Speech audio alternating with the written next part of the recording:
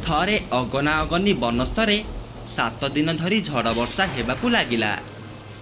झड़ वर्षा एमिति लागी रहिला जे सेही जंगलर कौनसी पशु पदाकू बाहरी पारिले नाही।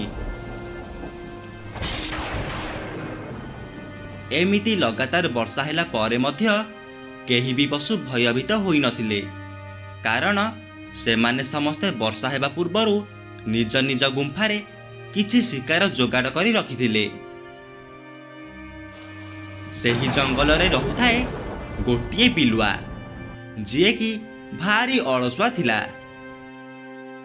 वर्षा हेबा पूर्वरु जेतेबेले अन्य पशु माने खाद्य संधान करुथिले सेतेबेले से ता गुंफारे सोई रहुथिला। आउ अन्य पशु माने परिश्रम करुथिबार देखि से सेमानंक उपरे थट्टा परिहास करुथिला।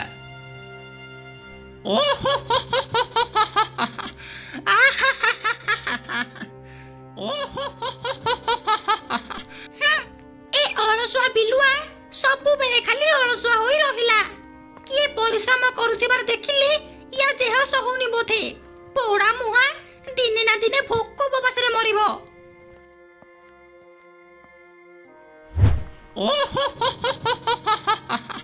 वर्षा हेबाकू आहुरी 4 दिन बाकी अछि, हेले देख ए माने एबेठू परिश्रम करिबा आरंभ करि देलेनी। कोन कहिबो एमानकू, छाड़ो छाड़ो। एमिति कही बिलुआ आउ टिके आगको गला।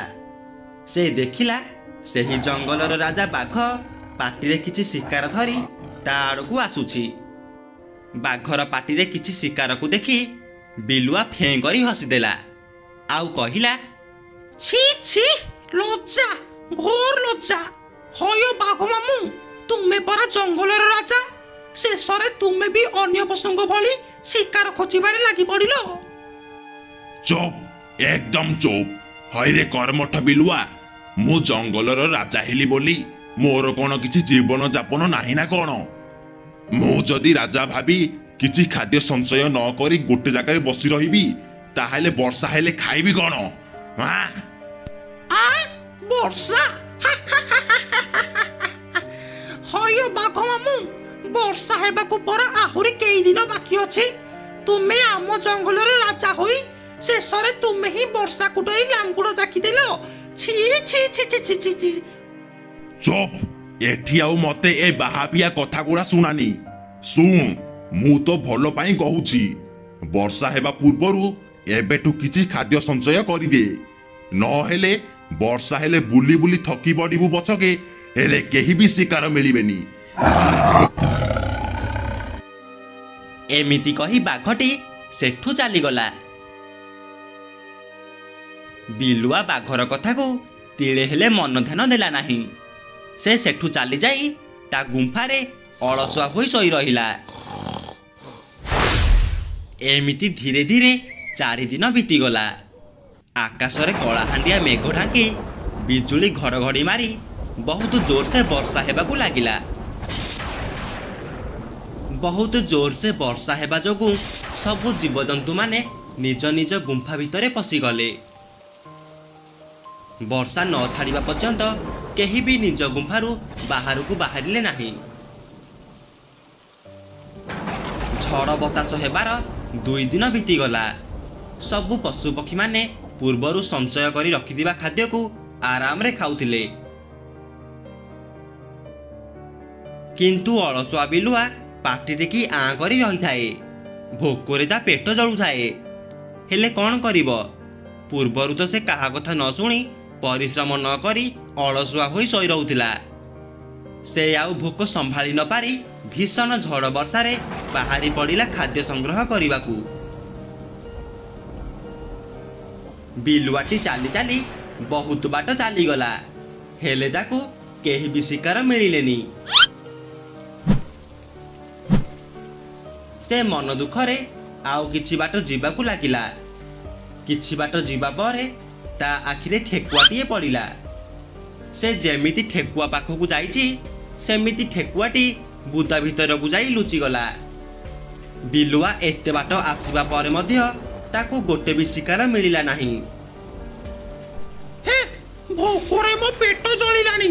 କେତେ କଷ୍ଟ କରି ଏ ବର୍ଷାରେ ଶିକାର ଖୋଜିବାକୁ ବାହାରିଲି, ହେଲେ ଗୋଟିଏ ବି ଶିକାର ପାଇଲିନି। ସେଇଦିନ ବାଘ ମାମୁଁ ଯାହା କହିଥିଲେ ସବୁ ସତ କହିଥିଲେ। ଯଦି ସେଇଦିନ ବାଘ ମାମୁଁ କଥା ମାନି ଖାଦ୍ୟ ସଂଗ୍ରହ କରିଦେଇଥାନ୍ତି, ତାହେଲେ ଆଜି ମତେ ଏ ଝଡ଼ ବର୍ଷାରେ ପେଟ ପୂଜା ପାଇଁ ଏ କଷ୍ଟ ଆଉ କରିବାକୁ ପଡ଼ିନଥାନ୍ତା। ହଉ, ଏବେ ସେ କଥା ଭାବି ଆଉ କି ଲାଭ?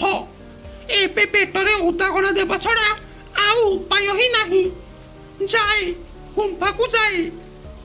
ଏହା କହି ବିଲୁଆଟି ମନ ଦୁଃଖରେ ଗୁମ୍ଫାକୁ ଫେରିବାକୁ ଲାଗିଲା।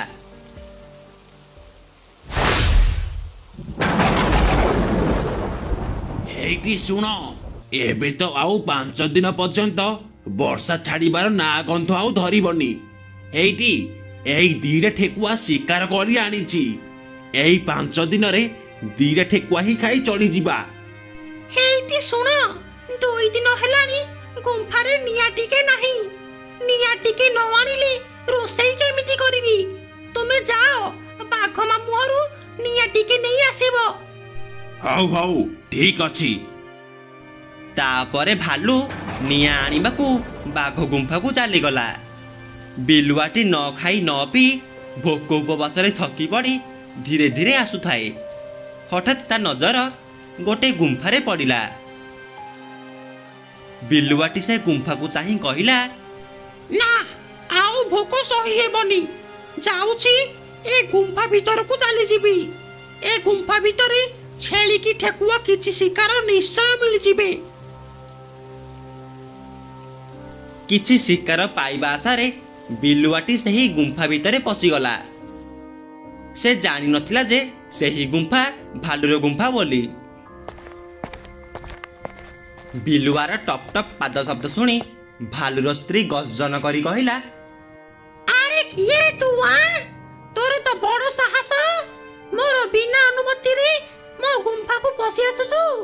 ହଉ, ଭଲ ହେଲା, ଏ ବର୍ଷା ପାଗରେ ଆଉ ଗୋଟେ ବି ଶିକାର ମିଳିଗଲା। ହେ ଭଗବାନ, ମୁଁ ଏବେ କଣ କରିବି? ଭୁଲରେ ଭାଲୁ ଗୁମ୍ଫାକୁ ଚାଲି ଆସିଲି। ନାହିଁ, ମତେ କିଛି ଉପାୟ ବାହାର କରିବାକୁ ପଡ଼ିବ, ନହେଲେ ଏ ଭାଲୁର ସ୍ତ୍ରୀ ମତେ ଜମା ଛାଡ଼ିବନି। ଏପଟେ ଭୋକ, ସେପଟେ ମରଣ ମୁହଁରେ। ନାହିଁ ନାହିଁ, ମତେ କିଛି କରିବାକୁ ପଡ଼ିବ ଆଉ। ଠିକ୍ ସେତିକି ବେଳେ ବିଲୁଆର ମୁଣ୍ଡକୁ ଏକ ଉପାୟ ଦିଶିଲା। ଆରେ, ମୁଁ ତ ଆସିବା ବେଳେ ଭାଲୁ ବାହାରକୁ ଯାଉଥିଲା, ତା ମାନେ ଭାଲୁ ଗୁମ୍ଫାରେ ନାହିଁ।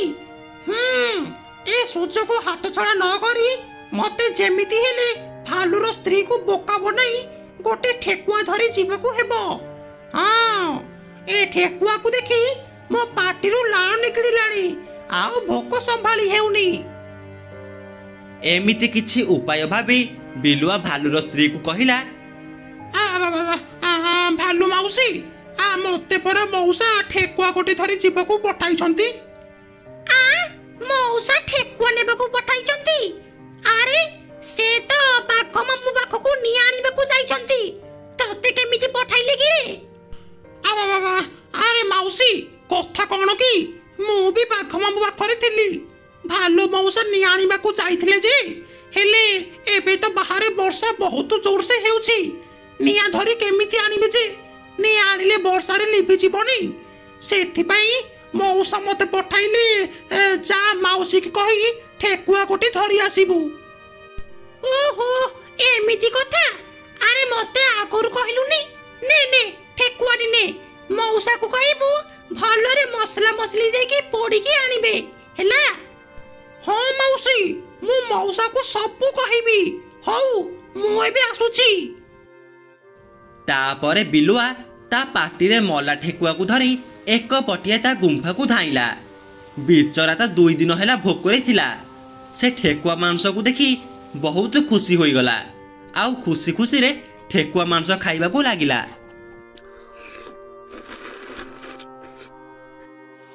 ସେପଟେ ଭାଲୁ ତା ଗୁମ୍ଫାରେ ପହଞ୍ଚି ଯାଇଥିଲା। ଭାଲୁକୁ ଦେଖି ଭାଲୁର ସ୍ତ୍ରୀ ଖୁସି ହେଇକି ପଚାରିଲା, ହେଇଟି ଠେକୁଆଟିକୁ ଭଲସେ ମସଲା ମସଲି ଦେଇକି ପୋଡ଼ିକି ଆଣିଛଟି? ମସଲା ମସଲି ଦେଇକି ଠେକୁଆ ପୋଡ଼ା? ଆରେ, ତ ତମେ କଣ କହୁଛ କିଛି ବୁଝା ପଡୁନି। ଏ କଣ ବୁଝିପାରୁନ ଯେ?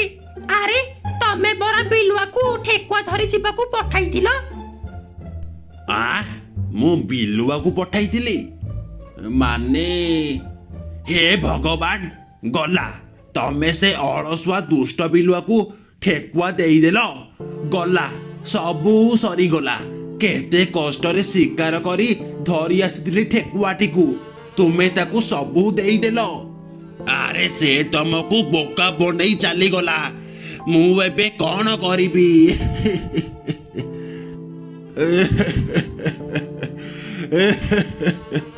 କେତେ ଆଶା କରିଥିଲି ଠେକୁଆ ପୋଡ଼ା ଖାଇବି ବୋଲି।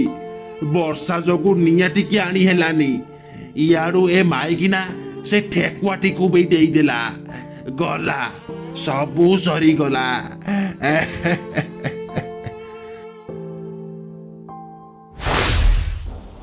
ସେପଟେ ବିଲୁଆ ଠେକୁଆ ଶିକାର ପାଇ ବହୁତ ଖୁସିରେ ଖାଉଥାଏ। ଓହୋ, ଯାହା ହେଉ କେତେ ସଂଘର୍ଷ ପରେ ଠେକୁଆ ଶିକାରଟେ ଖାଇବାକୁ ମିଳିଲା। ହେଲେ ଆଜିଠୁ ଶିକ୍ଷା ପାଇଗଲି। ଏ ଅଳସୁଆ ବୁଦ୍ଧି ଯୋଗୁ ମୁଁ ଆଜି ଭୋକ ଶୋଷରେ ମରନ୍ତି। କିନ୍ତୁ ଆଜିଠୁ ମୁଁ ନିଶ୍ଚୟ ପରିଶ୍ରମ କରିବି। ନିଜେ ପରିଶ୍ରମ କରିବି ଆଉ ନିଜେ ଶିକାର କରି ଖାଇବି। ହଁ।